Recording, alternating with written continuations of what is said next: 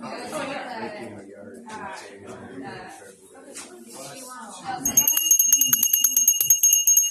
right, I'm going to go ahead and get started on the soup. Round two. Yeah, round two. So the soup I had to make fresh in order for you to have it here, because it's one of those soups that you can't like make it ahead of time and then reheat it, because it just doesn't taste the same. I think my phone has I haven't turned off the sound on it, like someone texts me, so don't text me right now because it'll beep on my phone. Okay, so I didn't know what to really name this soup, because it's one of those things that I kind of just threw together for my own family, and I made it yesterday, and my kids were like, "Oh, you finally made it to where it tastes really good." So I wrote down everything I did, and I named it Asian Veggie Tofu Soup.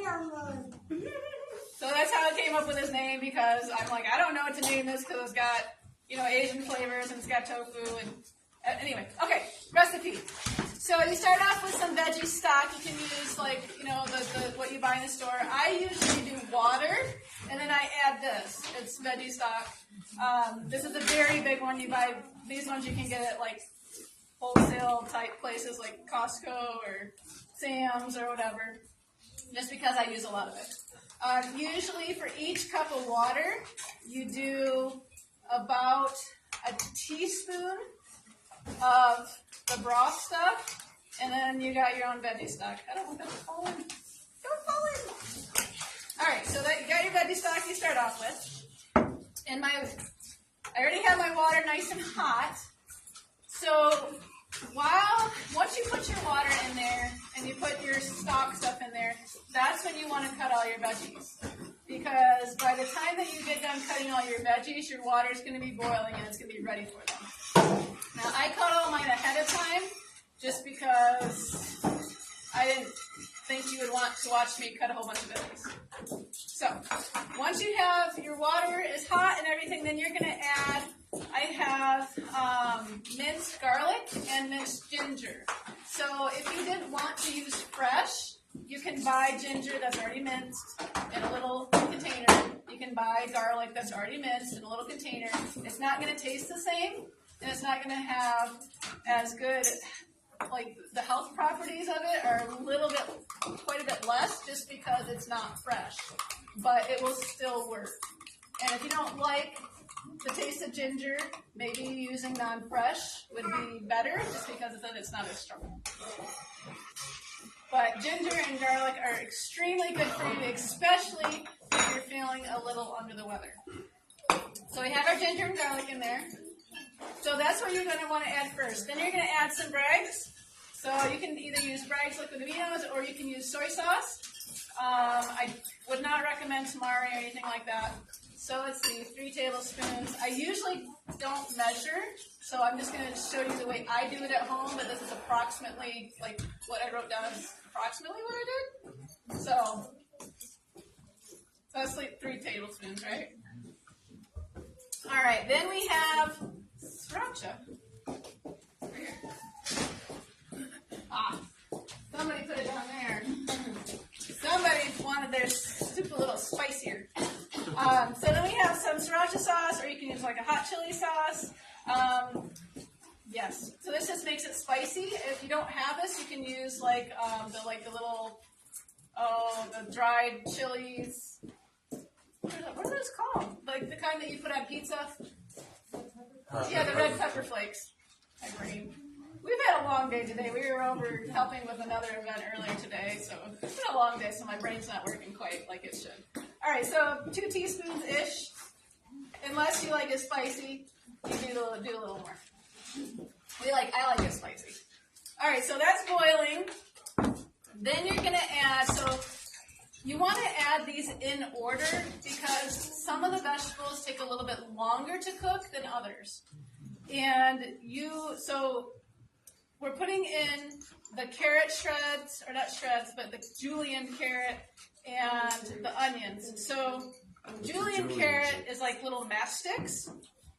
And I wanted to show you, let's see here. I actually saved some of it in here so I can show you how I julienned them.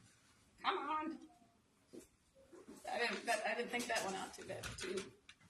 Okay, so usually I'll take my carrot, a big carrot, and then I'll slice it diagonally.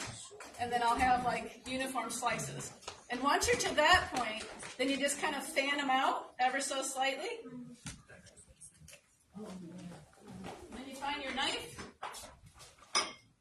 And then you just cut across them. And this is like the easiest way to matchstick your carrots. And if you didn't have time for this, you can buy carrots that are already matchsticked for you. Of course, it's going to cost you a lot more, and they use like weird preservatives on them to keep them looking fresh, but it works. All right, so you have little matchstick carrots. All right, we're going to go ahead and put our onions and our carrots in there. And like Deborah, if you want to come and stand here and watch. I'm like, how does it happen? How did you just do it? I just told you. I should have separated them. Huh? We're going to have like an at-home demo. I guess, We'll have yeah. At-home demo. All right, so then you put your carrots and stuff in there because your carrots and your onions is what takes the longest to cook, and you don't want them cooked. You want everything still kind of like crunchy, but not crunchy. Okay, then we have greens of choice. So I was told I should do a little quiz. We won't say who told me that because I wouldn't want to embarrass Carrie. You know. All right, can anybody tell me what kind of green this is? Collards. Collards. All right. Can anybody tell me what kind of green this is? Kale. Kale. All right, this one might be a little tougher. What kind of green is this? Mustard. Mustard. Oh, mustard. She got it. All right. So the one that takes the longest to cook out of these is your collards. So that's what I'm going to cut up first. So usually what I'll do is I'll have all my, I strip them of their stems, and then I roll them up, and then just start cutting them. And you want to make sure you do whatever green takes the longest to cook first, because that's what you want. You want them all to taste uniformly cooked. But I like to do different types of greens, just so it has a little bit of more flavor to it. So we're putting our collards in there first. Then we're going to grab our kale. And same thing, we're just going to roll it up. Oh, which one's that? Oh, that's probably kale. This is kale. Don't cut your finger. That right as soon as you said that, I almost did that.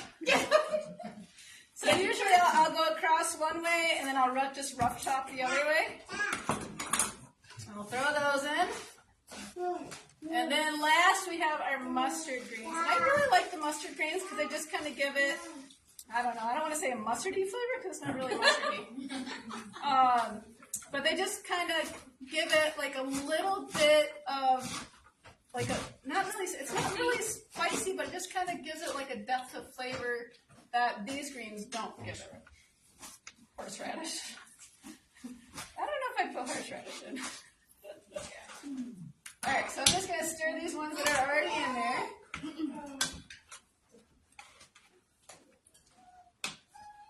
I love it because they're all like super bright green. Of course, these are even more bright green than the other ones. Once they cook. Alright, put those in. Then we have our cabbage. So you can take your cabbage and you can, cut it like this and do it, very tediously and get them all the same size. Or you can take your mandolin, put it on number 2, about that thick, and you can just go across it real fast.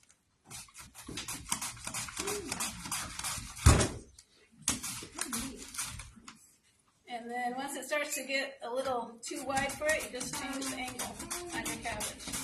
Just watch your fingers, because these things will hurt you if you are not careful.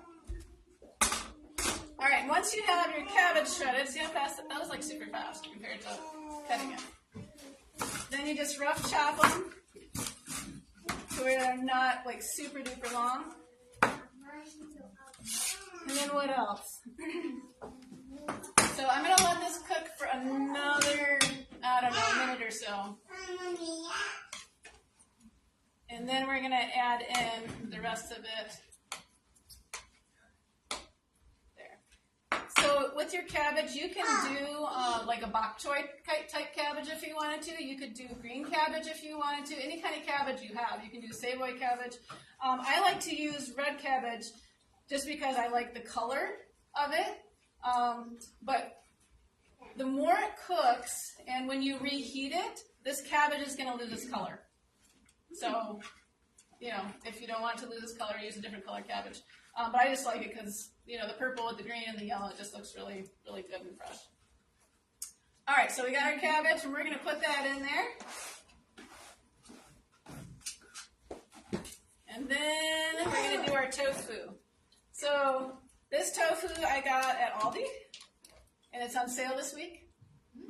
There might still be some there. I did not take all of it. I did take a lot of it, but I did not take all of it. So if you get a pound, is it called foot food? Foot food? I don't know. Tofu? I don't think so. All right, so I'm just cutting this to where I have 3 little sections here. And then I make my cubes. So you can make them bigger if you want. I like to make them a little smaller just because I feel like the flavor goes into the tofu faster. And then you get like, you can have like a little piece of tofu with every bite.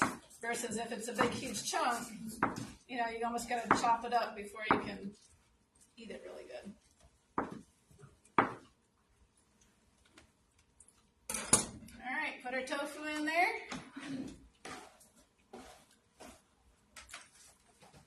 All right, then I add the peppers last, just because, I don't know about you, but cooked peppers I don't know.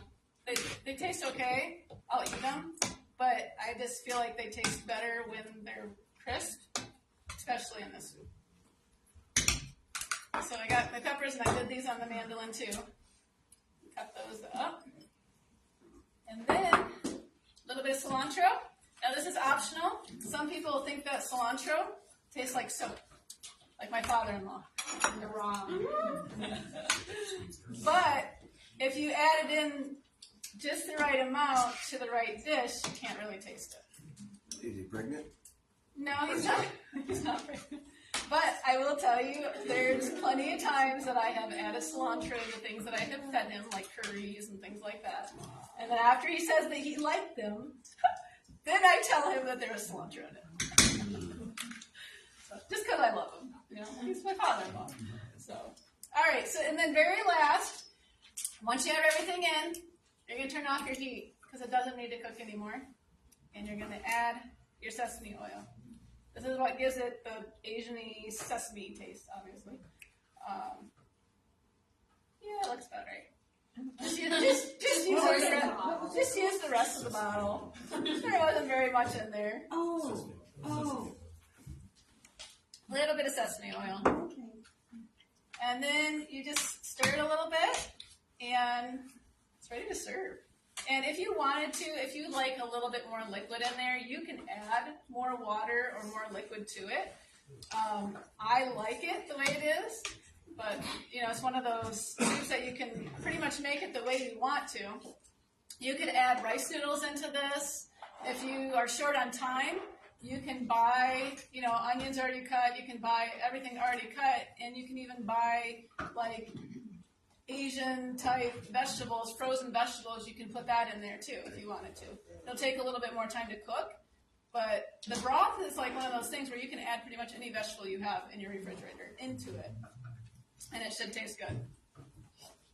Yes, Jason? Can he have a cup of that because I ate his previous one? What?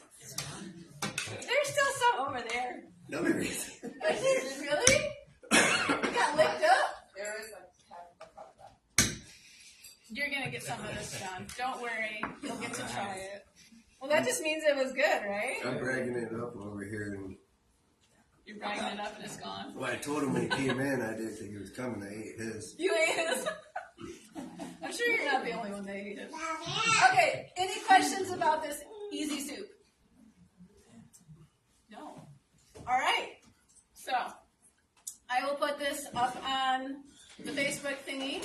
And just a reminder, we have the bread class coming up. What, Samuel? What would you add to make it spicy besides sriracha? Red pepper flakes, like the kind that you put on pizza. So you could like walk into Pizza Hut and grab a couple little packets. They sell them in the store. They sell them in the store too. Yeah. But yeah, yeah, you could do that. You could add some like Thai chilies, and you just put them in whole, and then like the spiciness from them will come out. You might want to cut those up because those things are not looking crazy hot. When you cook greens, that's where we add a lot of the red pepper flakes for the flavor. Okay. Yeah, yeah. You don't need much else outside Right. of that. Right. So, okay, so I'll put this up on the thing, the recipe up on the thing, and then if you are interested in going to the bread class that we have in a few weeks, please register for it because it's filling up. And also we have the gardening class coming up. If you're interested in that, please register for it because it's filling up. We have quite a few people registering.